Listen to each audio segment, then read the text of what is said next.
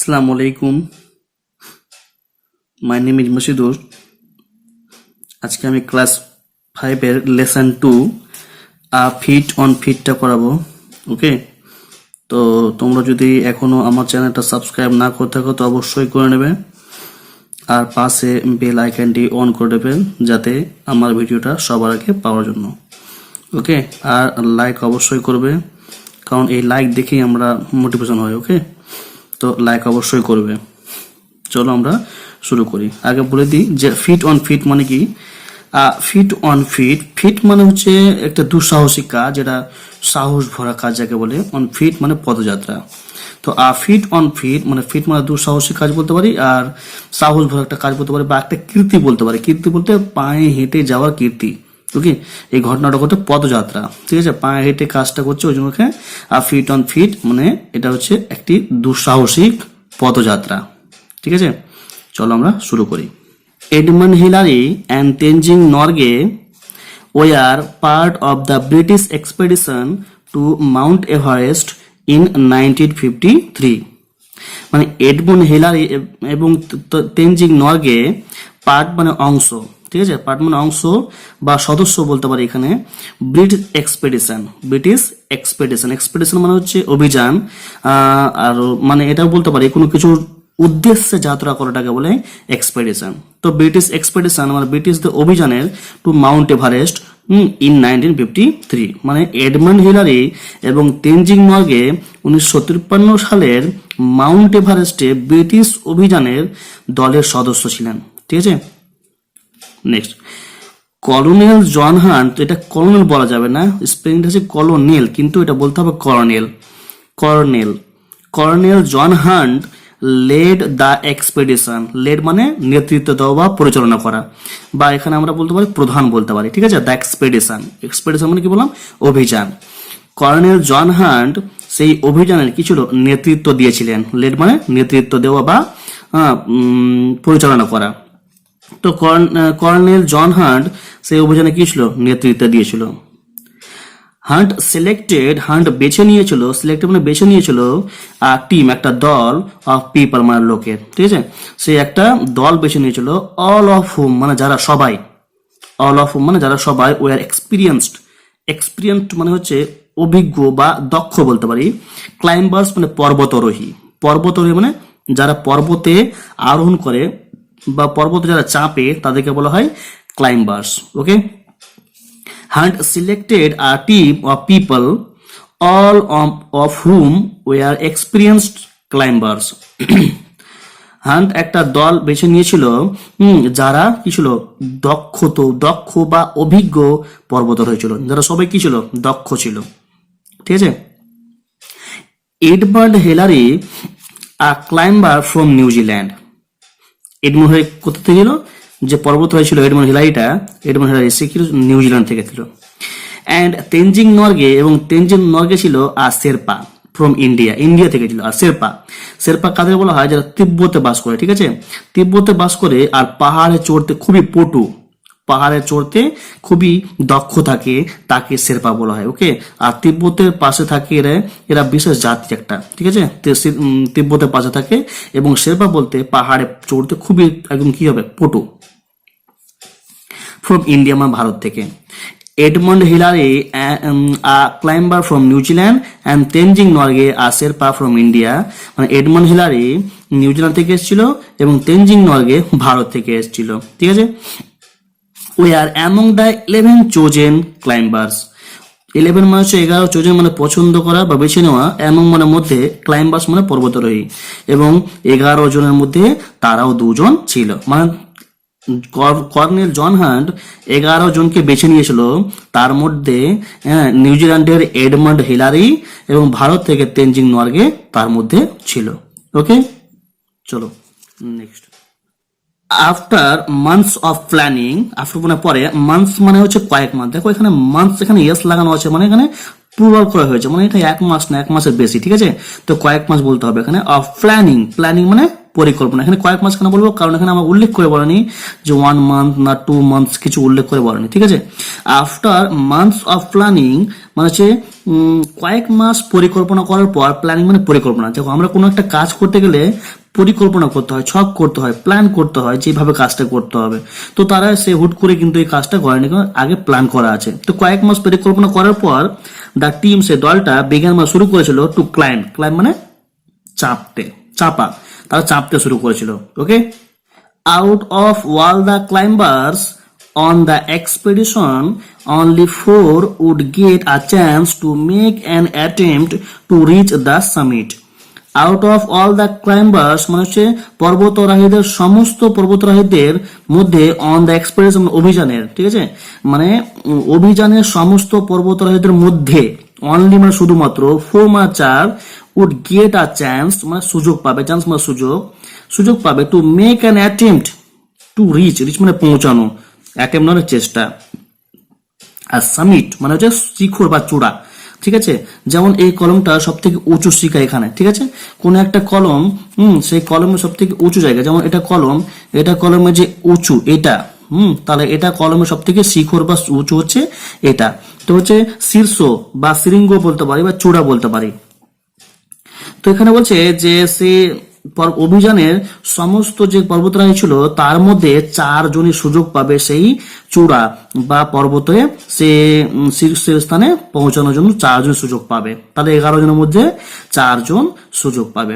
ওকে, তারপর দেখো, hunt the team leader, team মানে দল, লিডার মানে নেতা, hunt the team leader, hunt কি ছিল, দলের নেতা ছিল, সিলেক্টেড মানে বেছে নিয়েছিল, 2 টিমস দুটো দল, ঠিক আছে, সে কিন্তু দুটো দল বেছে নিয়েছিল বা বাছাই করেছিল, দুটো দলে বিভক্ত করতেছিল ক্লাইম্বার্স মানে পর্বতারোহীদের মধ্যে, মানে 11 জনের মধ্যে 4 জন সুযোগ পাবে, এবং 4 জনকে আবার দুটো দলে ভাগ করে দিয়েছিল, একটা দল মানে একটা দলে আর 2 জন থাকবে, আর একটা দলে 2 জন থাকবে, এভাবে করে সে কিন্তু ভাগ করে দিয়েছিল 4 জনকে। ওকে, নেক্সট দেখো, the first team included Tom Bourdillon and Charles Evans, while Edmund Hillary and Tenzing Norgay made up the second team. মানে হচ্ছে দ্য ফার্স্ট টিম মানে প্রথম দলে, ইনক্লুড মানে অন্তর্ভুক্ত বা ছিল, ঠিক আছে, ইনক্লুডেড মানে অন্তর্ভুক্ত বা ছিল, ঠিক আছে। প্রথম দল ছিল টম বডিলন অ্যান্ড চার্লস ইভান্স, প্রথম দল ছিল টম বডিলন এবং চার্লস ইভান্স, যেখানে Edmund Hillary and Tenzing Norgay made up the second team, এবং যেখানে ফার্স্ট টিমের জন্য এরা ছিল, তো সেকেন্ড টিমে কি ছিল, দ্বিতীয় দলে ছিল এডমন্ড হিলারি এবং তেনজিং নরগে। এটা খুব মনে রাখবে, ঠিক আছে, যে ফার্স্ট টিমে কে কে ছিল, টম বডিলন অ্যান্ড চার্লস ইভান্স, এবং সেকেন্ড টিমে কে ছিল, Edmund Hillary and Tenzing Norgay. Okay, next দেখো, the first team left on May 26, 1953 to reach the summit of Mount Everest, ঠিক আছে, মানে বলছে এখানে যে প্রথম দলটা পদযাত্রা বা যাত্রা ছেড়েছিল, লেফট মানে ত্যাগ করা বা ছাড়া, ঠিক আছে, ছেড়েছিল 1953 সালের 26শে মে, to reach the summit of Mount Everest, মানে মাউন্ট এভারেস্টের চূড়ায় পৌঁছানোর জন্য তারা রাস্তা ছেড়েছিল 1953 সালের 26শে মে, ঠিক আছে। মানে প্রথম দলটা মানে টম বডিলন আর চার্লস ইভান্স, এরা দুজন কি করেছিল, মাউন্ট এভারেস্টে চড়ার জন্য বা শিখরে পৌঁছানোর জন্য যাত্রা ছেড়েছিল 1953 সালের 26শে মে। ওকে, দেখো, রিচ মানে কিন্তু পৌঁছানো, সামিট মানে চূড়া। দ্য টু টিমস, দুই দল, made it up to about 300 feet short of the summit, is still the highest any human being had yet reached. মানে হচ্ছে যে দুজন ছিল, টম বডিলন আর চার্লস ইভান্স, এই দুজন কি ছিল, it up to about 300 feet short, 300 feet short মানে যে তারা খাংতি ছিল, খাংতি বলতে অ্যাকচুয়ালি বলতে গেলে যে শর্ট ছিল, কম ছিল, ঘাটতি ছিল তাদের, কারণ সে তারা কিন্তু শিখায় পৌঁছে যাবে, চূড়ায় পৌঁছে যাবে, সেই অবস্থায় কিন্তু তারা 300 ফিট পিছনে ছিল। যদি তারা 300 ফিট আরো যেতে পারতো তাহলে কিন্তু সে মাউন্ট এভারেস্টের চূড়ায় বা মাউন্ট এভারেস্টের উপরে চাপতে পারতো, কিন্তু তারা সেখানে পৌঁছতে পারেনি, 300 ফিট কম থেকে গেছে, তারা পৌঁছতে পারেনি। স্টিল এবং 300 যে চেপেছে স্টিল তখন পর্যন্ত the highest any human being, highest সব থেকে উঁচু, ঠিক আছে, এনি হিউম্যান বিং কোন মানুষের ক্ষেত্রে হ্যাড এট রিস্ট মানে তখন মানে তবুও কি ছিল রিচ মানে পৌঁছেছিল, মানে হচ্ছে যে তারাই প্রথম যে মাউন্ট এভারেস্টে চেপেছিল এরকম আগে তখন পর্যন্ত কিন্তু তারা যখন চাপলো তখন পর্যন্ত কেউ সেই এতটা উঁচুতে উঠতে পারেনি। কিন্তু তারা যদি 300 ফিটে যেতে পারতো তাহলে কি হতো, সেই মাউন্ট এভারেস্টের চূড়ায় পৌঁছতে পারতো, কিন্তু সেখানে কিন্তু পারেনি। তো কেন ফিরে এসেছিল তারা ঘুরে, তারা পৌঁছতে পারেনি কেন, দেখো কারণটা বলছে এখানে। দে ওয়ার ফোর্সড, তারা ফোর্সড মানে বাধ্য হয়েছিল, ফোর্সড মানে বাধ্য হওয়া, তারা বাধ্য হয়েছিল টু টার্ন ব্যাক ফিরে আসতে, টার্ন ব্যাক মানে ফিরে আসা, ফিরে আসতে বাধ্য হয়েছিল, আফটার মানে পরে, দে ইনকাউন্টার্ড, দে মানে তারা ইনকাউন্টার্ড মানে মুখোমুখি হওয়া, ব্যাড ওয়েদার, ব্যাড মানে খারাপ, ওয়েদার মানে আবহাওয়া, মানে খারাপ আবহাওয়ার ফলে তারা কি হয়েছিল ঘুরে আসতে বাধ্য হয়েছিল, বুঝা গেল, মানে একটা আবহাওয়া হয়ে গেছিল, খারাপ আবহাওয়ার জন্য তারা কি হয়েছিল সেখান থেকে ঘুরে আসতে বাধ্য হয়ে গেছিল। ওকে, তার জন্য তারা সেখানে পৌঁছতে পারেনি, তারা ফার্স্ট টিমটা সে মাউন্ট এভারেস্টের চূড়ায় পড়তে কিন্তু ব্যর্থ হয়েছিল, কারণ সে ব্যাড ওয়েদারের জন্য। ওকে, ওয়েদার মানে আবহাওয়া। Next, at 4 a.m. on May 29, 1953, Hillary and Norgay awoke and got ready for their climb, মানে ভোর 4টার সময়, ঠিক আছে, ভোর 4টার সময়, এএম লেখা আছে তাই ভোর 4টার সময়, মে 29, 1953 মানে 1953 সালে 29শে মে, হিলারি অ্যান্ড নরগে, হিলারি এবং নরগে অ্যাওয়াক মানে জেগে উঠেছিল, মানে ঘুম থেকে জেগে উঠেছিল ভোর 4টার সময় 1953 সালে 29শে মে, হিলারি অ্যান্ড নরগে মানে হিলারি এবং নরগে অ্যাওয়াক মানে জেগে উঠেছিল ভোর 4টার সময়, 4 AM মানে ভোর 4টার সময় হিলারি এবং নরগে 1953 সালে 29শে মে ঘুম থেকে উঠেছিল, and got ready এবং প্রস্তুত হয়েছিল for their climb তাদের চাপার জন্য, ঠিক আছে, যে মাউন্ট এভারেস্ট চাপতে হবে তার জন্য তারা কিন্তু প্রস্তুত হয়েছিল চাপার জন্য। হিলারি লক্ষ্য করলো দ্যাট যে হিজ বুটস তার যে জুতোটা হ্যাড ফ্রোজেন মানে জমে গেছে, ঠিক আছে, বরফে জমে গেছে, অ্যান্ড স্পেন্ড এবং অতিবাহিত হলো বা কাটাতো সময় পার হয়ে গেল 2 hours মানে 2 ঘন্টা, সেই বরফটা বুট থেকে সেই জুতো থেকে বরফটা ছাড়াতে 2 ঘন্টা পার হয়ে গেল। ডিফ্রস্টিং মানে কি, ডিফ্রস্টিং মানে বরফটা ছাড়াতে, ঠিক আছে, বরফ মুক্ত করতে, জুতো থেকে বরফটা ছাড়াতে কি ছিল, স্পেন কেটে গেল, সময়টা অতিবাহিত হয়ে গেল 2 ঘন্টা পার হয়ে গেল। Hillary discovered that his boots had frozen and spent 2 hours defrosting them. Hillary দেখলো যে বুটে বা সে জুতোটা পরে সে জুতোতে কি হয়েছে, বরফ জমে গেছে এবং সেই বরফটা ডিফ্রস্টিং মানে বরফ মুক্ত করতে বা বরফটা ছাড়াতে 2 ঘন্টা পার হয়ে গেল। স্পেন মানে কাটানো বা অতিবাহিত করা, সময়টা পার হওয়া, ঠিক আছে, 2 ঘন্টা পার হয়ে গেল। দা টু মেন দুইজন কি হয়েছিল, লেফট ক্যাম্প, সে দুজন কি ছিল তার ক্যাম্প মানে তাবু, সে তাবুটা যেখানে ঘুমিয়েছিল সেখান থেকে কিন্তু যাত্রা শুরু করলো, কটার সময়, at 6:30 AM মানে সকাল 6:30টার সময়। ওকে, 6:30 তারা কিন্তু যাত্রা শুরু করলো। আপন দেয়ার ক্লাইম্ব মানে তাদের চাপার সময় কি হলো, তাদের চাপার সময় দে কেম আপন মানে হচ্ছে মুখোমুখি হওয়া, ঠিক আছে, দে কেম আপন তারা মুখোমুখি হয়েছিল অন পার্টিকুলার ডিফিকাল্ট, আচ্ছা তোমরা মনে রাখবে কেম আপন মানে মুখোমুখি হওয়া, আচ্ছা কেম আপন আর একটুকে আমরা পড়লাম ইনকাউন্টার, দুটো প্রায় একই রকম মানে। ওকে, কেম আপনের জায়গায় ইনকাউন্টার আর ইনকাউন্টার জায়গায় কেম আপন আমরা লিখতে পারি। ওকে, তাহলে মনে রাখো, দেখো আপন দিয়ে ক্লাইম তারা চাপার সময় দিয়ে কেম আপন তারা মুখোমুখি হয়েছিল on particularly difficult rock face মানে হচ্ছে পার্টিকুলার বিশেষভাবে ডিফিকাল্ট মানে কঠিন রক ফেস মানে একটা পাহাড়ের মুখোমুখি হয়েছিল, একটা কঠিন একটা পাহাড়ের মুখোমুখি হয়েছিল। কেন? কারণ সেই পাহাড়টা ওঠার সময় এতই মসৃণ ছিল যে পাহাড়ে উঠতে কি ছিল, অসুবিধা হচ্ছিল, মানে অনেক পাহাড়ে উঠতে গিয়ে একটা খাঁজ থাকে যে পা দিয়ে উঠে যাবে, কিন্তু এতই মসৃণ এত চিকন ছিল যে তারা কিন্তু সেখান থেকে উঠতে খুব কষ্ট হচ্ছিল, ওটা বলছে ডিফিকাল্ট খুব কঠিন হচ্ছিল, কঠিন রক ফেস মানে একটা কঠিন একটা পাহাড়ের মুখোমুখি হয়েছিল, মানে তারা উঠতে পারছিল না। বাট কিন্তু Hillary found a way to climb it, কিন্তু হিলারি লক্ষ্য করলো একটা রাস্তা টু ক্লাইম্ব ইট মানে চাপার জন্য সে কিন্তু একটা রাস্তা বার করলো, ঠিক আছে, যে মানে কিভাবে উড়তে হবে ওটাতে সেক্ষেত্রে ওই পাহাড়ের উপর দিয়ে সে কিন্তু ওটা মানে কি করলো একটা রাস্তা একটা বার করলো। যে কিভাবে উঠতে হবে। কে বা করলোটা? হিলারি। তো the rock face is now called Hillary Step. হ্যাঁ, দ্য রক ফেস, সেই যে পাহাড়ে যা মুখোমুখি হয়েছিল, ইজ নাও কল্ড, এখন ওই পাহাড়টাকে বলা হয় হিলারি স্টেপ। হিলারি স্টেপ এখন বলা হচ্ছে ওটা পাহাড়টাকে।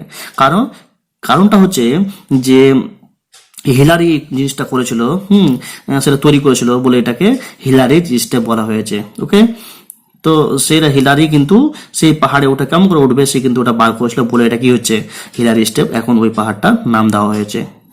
ওকে, দেখো তারপর at 11:30 a.m.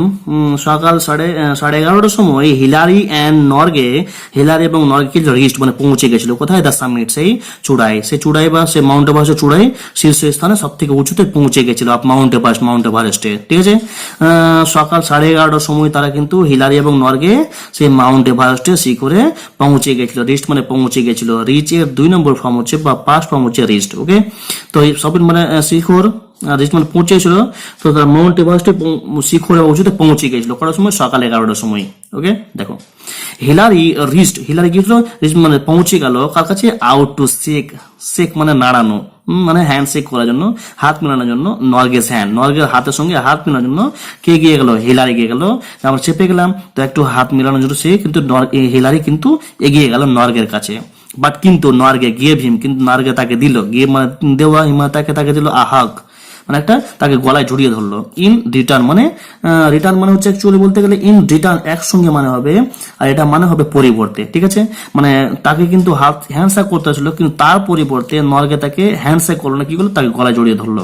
ওকে, খুশিতে। The two men enjoyed only 15 minutes at the top of the world because of their low oxygen supply. দেখো, দ্য টু মেন যে দুইজন এনজয়েড মানে আনন্দ করেছিল অনলি 15 মিনিট, মাত্র 15 মিনিট সেই শিখর বা সব থেকে উঁচুতে তারা কাটিয়েছিল, মাত্র 15 minute. At the top of the world, top মানে সব থেকে উঁচু, অফ দ্য ওয়ার্ল্ড মানে বিশ্বের সব থেকে উঁচু জায়গাতে তারা মাত্র 15 মিনিট কাটিয়েছিল সেই উঁচুতে উঠে, আর এটা বিশ্বের সব থেকে উঁচু জায়গা। ঠিক আছে, বিকজ কারণ of their low oxygen supply, কেন তারা 15 মিনিট কাটিয়েছিল? আর বেশি কাটাতে পারতো, কেন? কারণ হচ্ছে লো মানে কম, অক্সিজেন মানে অক্সিজেন সাপ্লাই, তাদের কাছে খুব কম অক্সিজেন ছিল তাই।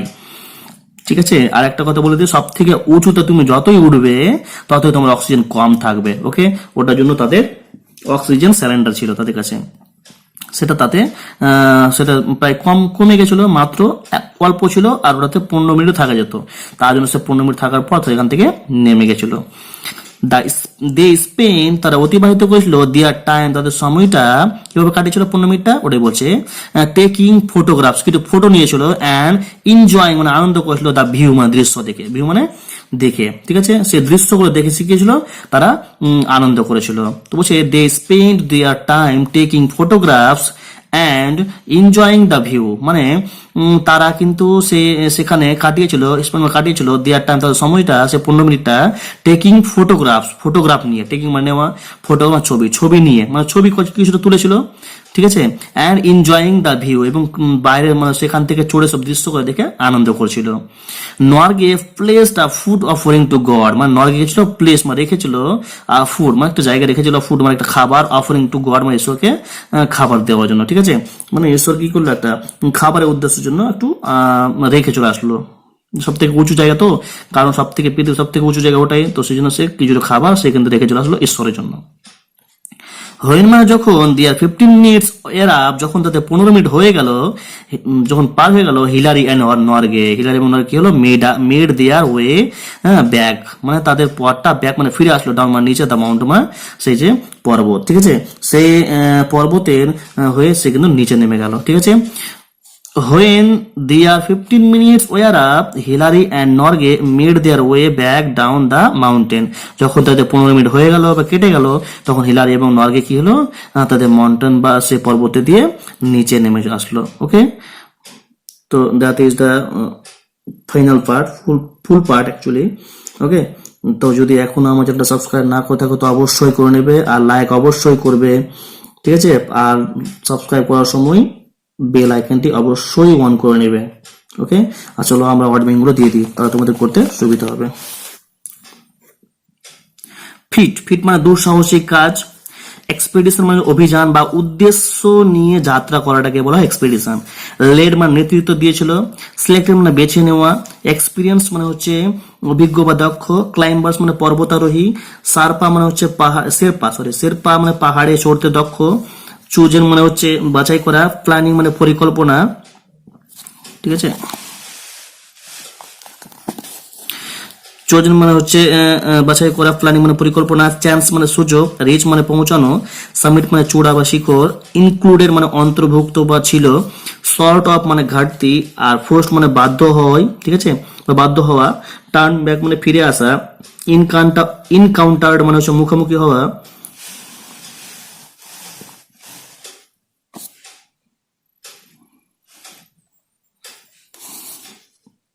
ইনকাউন্টার মানে হচ্ছে মুখোমুখি হওয়া, ওয়েদার মানে আবহাওয়া, অ্যাওক মানে জেগে উঠলো, ডিসকভার মানে দেখলো, ফ্রোজেন মানে হচ্ছে জমে যাওয়া, স্পেন্ড মানে অতিবাহিত হওয়া বা কাটানো সময়টা, ডিফ্রোস্টিং মানে হচ্ছে বরফ মুক্ত করা বা বরফটা ছাড়ানো সেই বুট থেকে, জুতো থেকে, ঠিক আছে।